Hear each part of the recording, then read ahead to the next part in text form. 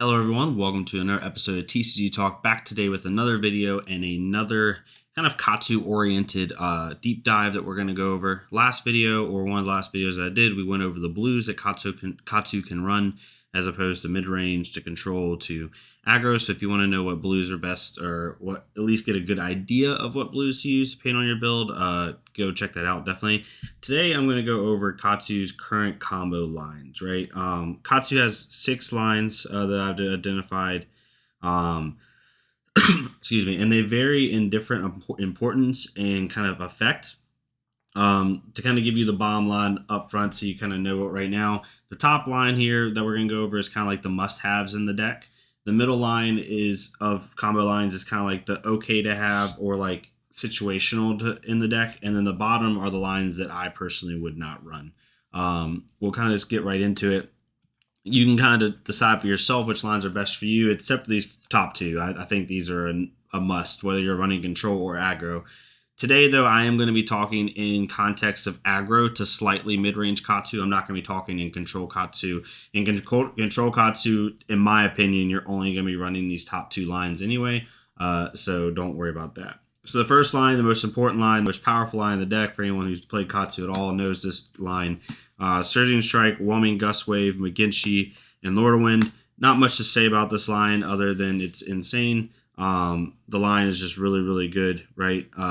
It can give you a lot of swing turns. I normally play 3 Surging Strikes, 3 Whelming Gust Waves, 2 McGinty releases, and 3 Lordawinds. I'm only run 2 McGinty's because I don't want to see the card unless I am searching for it, because it's a 1-cost power attack, so I can't even pitch it for Kodachis and recycle it in my deck if I don't have the rest of the line. So it's not a good card to have by itself in your hand. So I only run 2 of them. I run 3 Lordawinds because when I do get my Lordawind turn off, I like to pump it with all 3 Lordawinds and try to give it 8 power, so that way it can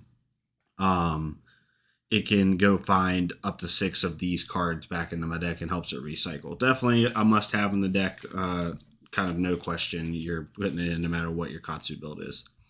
For the next most powerful line, it's honestly an underrated line, even though that it is the second most popular line in Katsu, is the leg tap line. You have leg tap for Rise and Knee Thrust, and then from Rise and Knee Thrust, you can either play Hurricane Technique or Blackout Kick. I run 3 leg taps, 2 Rise and Knee Thrust, and I run 1 of each in my aggro build. Some people run 3 Rise and Knee Thrust if you want to, that's fine. It's just the card by itself, especially in this Prism Guardian meta, is not good because it's only a 3 power attack. It's going to be really hard to get that through. But with the combo line, you're hitting for 4, then Rise and Knee Thrust is hitting for 5 with Go Again. It's just really good. Just to kind of go over it really quick, for anyone that's new, Surging Strike hits for 5. If you play Whelming Gust Wave afterwards, it's a 4 with Go Again, and on hit, draw a card. Then if you play McGinty Release, it's a 5 with Go Again, and if it hits, search the deck for any of your cards named Lordawind, and then go get them and shuffle them into your deck, or into your hand. And then Lordawind reads, if McGinty Release was the last attack of the combat chain, as an additional cost to play Lordawind, you may pay any amount of resources. If you do, shuffle that target card named Surging Strike, Whelming Gust Wave, or McGinty Release into your hand, and Lordawind gains that much. So essentially, if you have 6 of any of these cards in your graveyard, you can use both Lordawinds to pump this up to 8 power, and then go grab 6 of these cards. So it's really useful for that. But yeah, so the whole line itself, does a lot of damage. Around 9, 14, 16 damage minimum. If you're doing it right. So it's a really good line just to kind of give the newer players. For the leg tap line, I run, like I said, 3, 2, 1, and 1. It's really good because the full line itself is 4, 5, 9, and then depending on which ones you run here, you're either going to deal 16 damage or you're going to deal 14 damage. It just depends.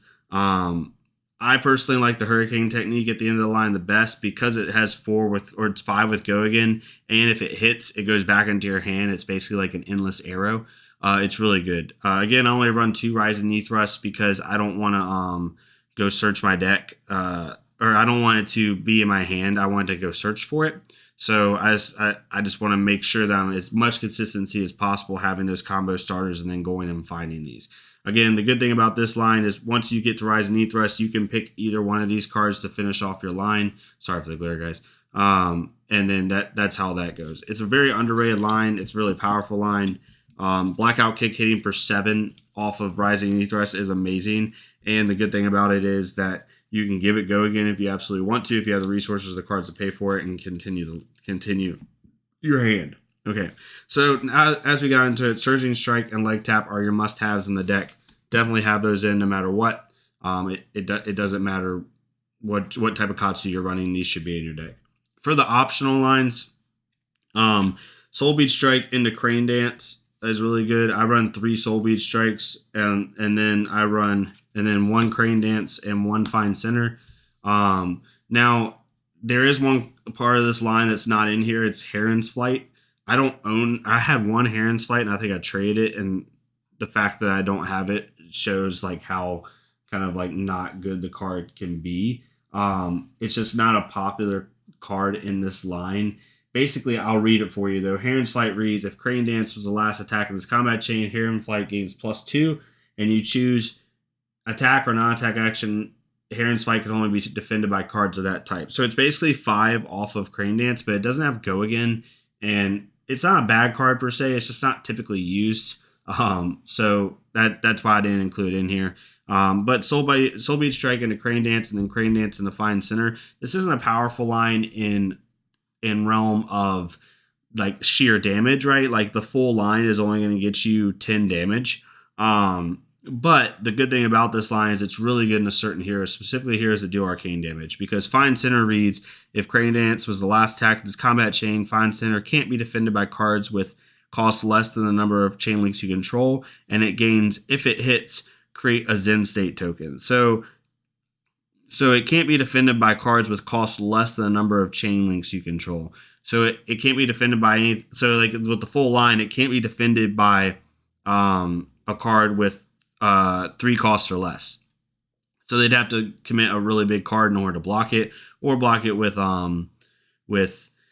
equipment if they want to. But if you can get Fine Center to hit, it creates a Zen State token, right? And a Zen State token basically prohibits one instance of damage for 2 turns on every attack. So Zen State reads, once it enters the arena, it enters the arena with 1 balance counter on it. At the beginning of your action phase, destroy Zen State unless you remove a balance counter.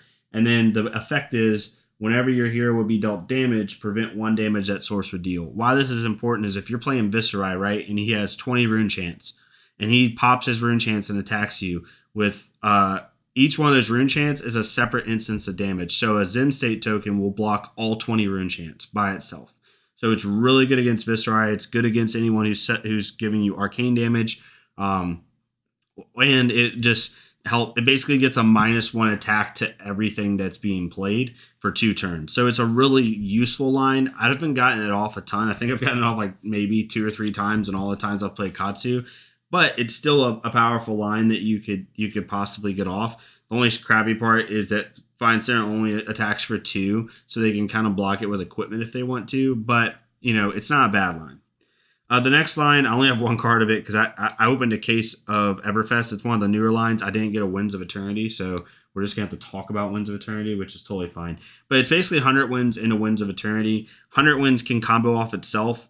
Basically, if you play 100 Winds and you play another 100 Winds after that, the second 100 Winds gets +1.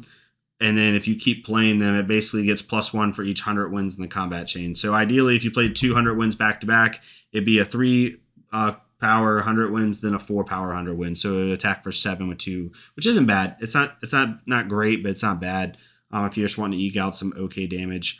I wouldn't want to discard to go get another 100 wins because I don't know, unless it's just a card that you're not going to use, like you're discarding to go get a 4 with Go Again, which a lot of your cards are already close to having anyway. So that's not as good. But Winds of Eternity reads, if 100 Winds was the last attack in this combat chain, Winds of Eternity gains +2, and when it hits, shuffle all cards named 100 Winds you own into the combat chain, or into your deck, sorry.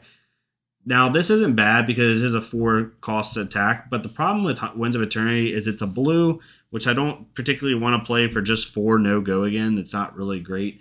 And the other issue is it doesn't have, like, or I kind of just said it doesn't have go again. So I'm going to play 100 wins. Basically, the only time this combo line is decent is if you have both of them in your hand. Because if you play 100 wins, then you discard a card to go get Winds of Eternity. I've now used 3 cards for 7 damage, and now I don't have go again. It's just not as good. The only time it'd be a good line, and I'm not saying it's a bad line, it's just the only time it would be really good is in a fatigue matchup, obviously, right? Because you can shuffle more cards back into your deck. So it's not a bad line. It's just not the greatest. It's just kind of okay, right? So definitely think about that as you move forward into the Everfest meta. The next one is the head jab line, the one that used to be popular, but now it's just not that good. These are the 2 lines that I would not use if I were you. So this line is head jab and open the center, and then open the center into either Fluster Fist or Pounding Gale.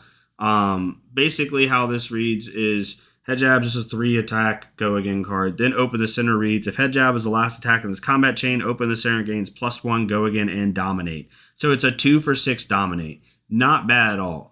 The problem is it costs 2 resources, right? So if you don't have open the center in your hand, this is why a lot of people don't use this combo line, right? I'll just arbitrarily, have a 4-card hand, with a fine center. So let's say you have 1 blue, Soul Bead Strike, a random card, and then head jab, right? So you're gonna play head jab, right? You still have 3 cards in hand. Let's say it hits. Let's say they let head jab hit, which head jab isn't that hard to block because it's only a 3-cost attack. Now I got to discard for Katsu.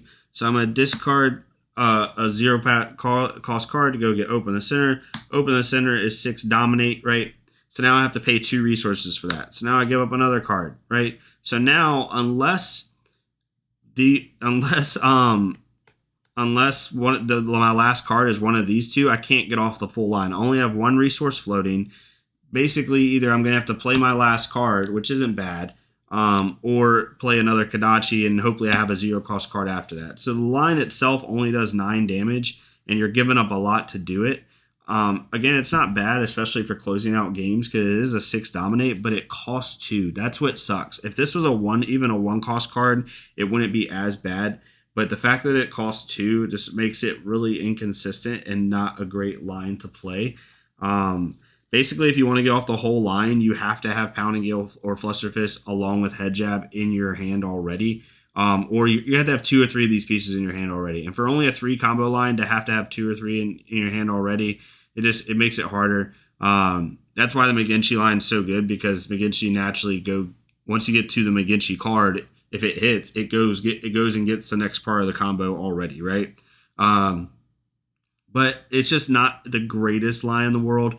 Most people don't run it. Most people you'll see just run head jabs and then run like 3 Fluster Fists and 2 Pounding Gale, or 2 Fluster Fists and 2 Pounding Gale, just because they're a 0 for 4 and a 1 for 5, which is really good value.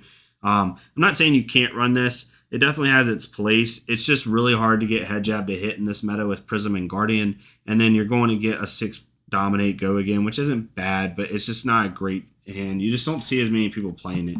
It might come back now because you need to push through a little bit more damage in this meta, but I personally would vote against it. Definitely include Fluster Fist and Pounding Gale into your deck. So, all right, now we're going to get to the line that I'm not going to rant about because I've already talked about in 3 videos of how I hate this line. Torrential, do not play this line. That's my opinion. So basically, it kind of goes like this, right? The glare is so bad today. Sorry, guys. It basically goes like this. These 2 are together, and then it's these 2. So it's Torrent Tempo into Rushing River. And then Rushing River can either go into Flood of Force or Break Tide. Break Tide can combo off both of these cards.